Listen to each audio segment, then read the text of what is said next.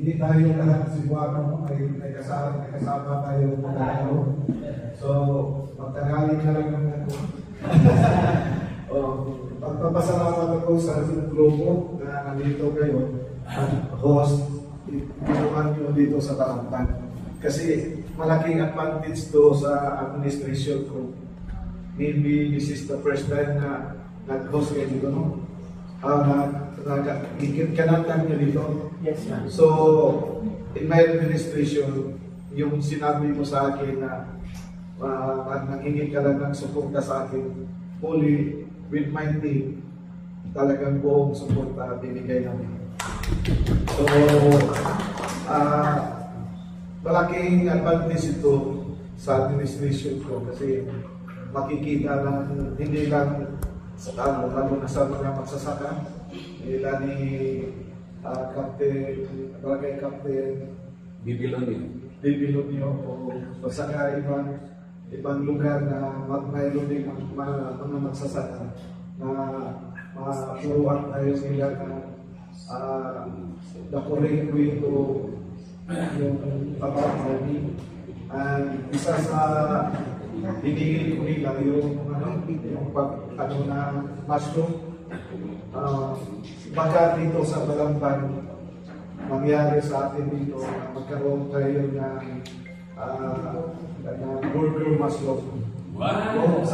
Sa Cavite, sa lugar ni, sino ba yung pagkitigil? Sabi niya, si ano ba? From Cavite siya. Doon lang yan sa Tagaytay. Ang sarap talaga. Very fun, nag-training ako yan. How to grow oyster mushroom. From oyster mushroom, makakuhanin rin tayo ng mushroom na anti-cancer. Nakalimutan ko lang yung pangalan. Nag-attend ko ng training yan. I paid 3,000 for the training. For trainees, I think 1,000 a day. So, natuto ko ang equipment nandiyan pa sa akin. Kaso ang knowledge na wala na. Kung paano talaga siya. Basta as far as I know, na-remember ko, yung ginawa nun, one of the materials, kining sawdust from the dilim from coconut tree. Kasi acidic daw yung coconut tree, kundi yung sa mga ano talaga, yung germelina, yung mga magandang puso. Germelina, yung iba pa, basta hindi lang coconut kay acidic, kasi mahirap mga gano'n, baka hindi yata tumubo. At saka yung ano ng palay, anong tawag din? Uhot. Uhot ng palay, yun ang ginagawa. Pero alam ko ba yung natatrato iba na yung pakuluan pa natin ng 2 hours ba yun? Pakuluan o sterilize, pakuluan ng 2 hours. Tapos alagaan mo rin yung pagpalamig niya na hindi basta-basta i-ano mo sa dahil pagpasukan siya ng bakterya, sayang na hindi siya magbunga ng mushroom.